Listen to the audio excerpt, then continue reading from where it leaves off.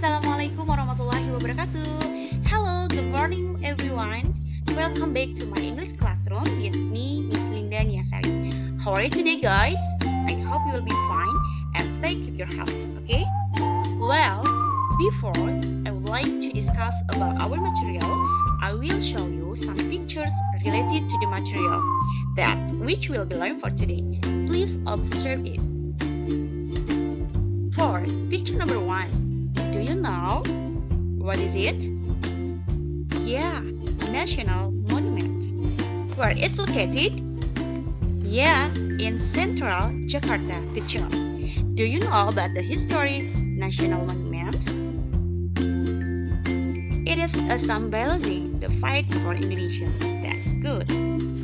Now, for the picture number 2. Do you know it? Where is it? Yes, it is Bogor Botanical Garden. Where is it? It is located in Bogor, West Java. Do you know about the history of Botanical Garden? Yeah, it's one of the main attractions in Bogor Botanical Garden is bunga bangkai. Is it true? Yes, because it has a stinky smell when blooming. That's right. Now, for the picture number 3. Do you know what is it? Yeah, it is about the Kota Tua. Where is it? It's located in Jakarta. Do you know about the history of that building? Yes, when we heard or when we listen about the Kota Tua is a reminder of old Batavia, the first walled settlement of the Dutch in Jakarta area. Is it true? Yes, that's good. So, based on the pictures given, can you guess what the material will be discussed for today? Yeah, good. About descriptive text about describing place. Good job. So, today we are going to learn about descriptive text describing historical place. Descriptive text is a text which used to describe person, place, or thing specifically. I believe in junior high school you have learned about that. Maybe you have described about your favorite animal, your favorite actor, or your favorite things. But in this lesson, you will be described about a place, especially describing historical place. And social function of descriptive text. Do you know it? First, giving information about a particular object by describing its features and special characteristics. And for the second, giving information about a particular object by describing its physical attributes, behavior, function, and etc. You can look from the slide generic structure of descriptive text. First is identification. This tells about the introduction of place that will be described. And the second is description. This part tells about the detailed information such as characteristics, shape, form, color, and etc. Jadi untuk generic structure dari deskriptif itu sendiri ada yang disebut dengan identifikasi dan deskripsi. Biasanya identifikasi itu memperkenalkan tentang di mana bangunan itu terletak dan kapan sih bangunan itu dibentuk. Sedangkan untuk description atau deskripsi biasanya itu menceritakan tentang detail dari bangunan tersebut. Sejarahnya seperti apa dan bentuknya, karakteristik dari bangunannya seperti apa. Okay, and then for the language features of descriptive text, first is specific participant. Has a certain object is not common and unique or only one. For example, Bandungan Beach, my house, Borobudur Temple. If we want to describe about the place exactly, we can say about the specific participant like Borobudur Temple, like Monas, or maybe like Kota Tua, and etc. What the place do you want to describe? And the second is the use of an adjective or an adjective to clarify the noun. For example, a beautiful beach, the famous place in Jepara. Menggunakan kata sifat yang menerangkan si benda tersebut. Bangunannya itu bangunan sangat bagus, the beautiful building or the oldest building. We can use of the adjective. Next, the use of simple present tense. For example, the national monument is a rectangular tower with a height of 132 meters. Jelas sekali karena menggunakan simple present tense adalah mengungkapkan atau ketika kita menggunakan sebuah fakta. For example, botanical garden is located in Bogor, West Java.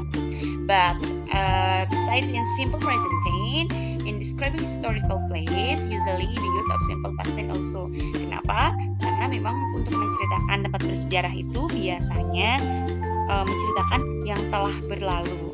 For example, flame ship covered with the gold frame. Ini adalah salah satu sebuah kalimat yang diambil dari Monumen Nasional. Kemudian, in the next, action verbs that show an activity, for example, run, sleep, work, cut, on, etc. Kemudian, the last is using passive voice, such as this obelisk was built in 1961. Atau misalkan Monas itu dibangun pada tahun, Monas itu didesain pada tahun. Jadi, to describe about the historical building, exactly you will use passive voice in a paragraph.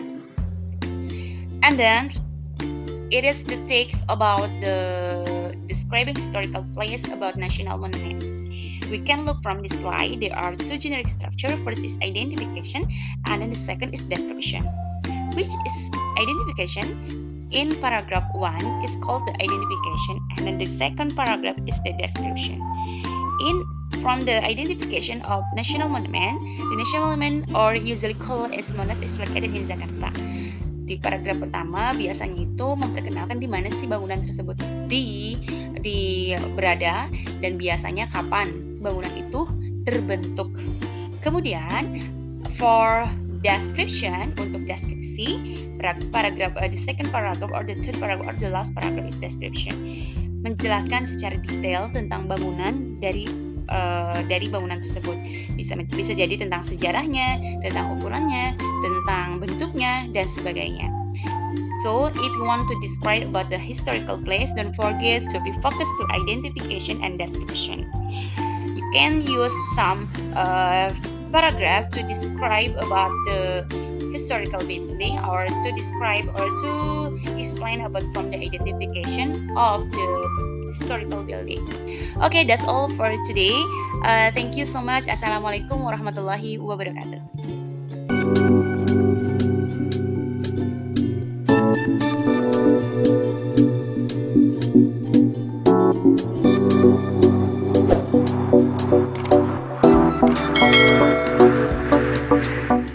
The National Monument, or Monas, as it is usually called, is a monument built to remember the struggle of Indonesian heroes fighting the colonial domination. Monas was built based on the idea of the first president of Indonesia, Soekarno, with the help of Sudarsono and Saladin as the architect and Rusino as the consultant. It's built on an area with a width of 80 hectares.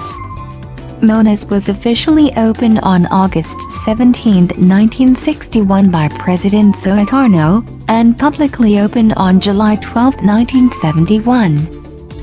The top of Monas is shaped like a flame, symbolizing a never-extinguished spirit of Indonesian people. The flame is made of bronze metal, weight of which is 14.5 ton, and plated with 35 kilograms gold. The flame has 6 meters diameter and consists of 77 concentrated parts. The standing pillar of Monas has height of 137 meters, symbolizing a rice pestle, while the cup symbolizing a rice barn. Rice pestle and barn are traditional tools to pound rice, figuring out Indonesia as an agricultural country.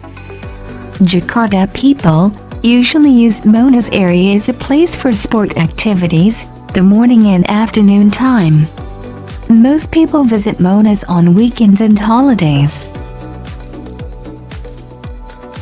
Yo, I ain't here for the money, I ain't here for the fame. Though it might be nice to own a jet plane, I'ma do it all for you.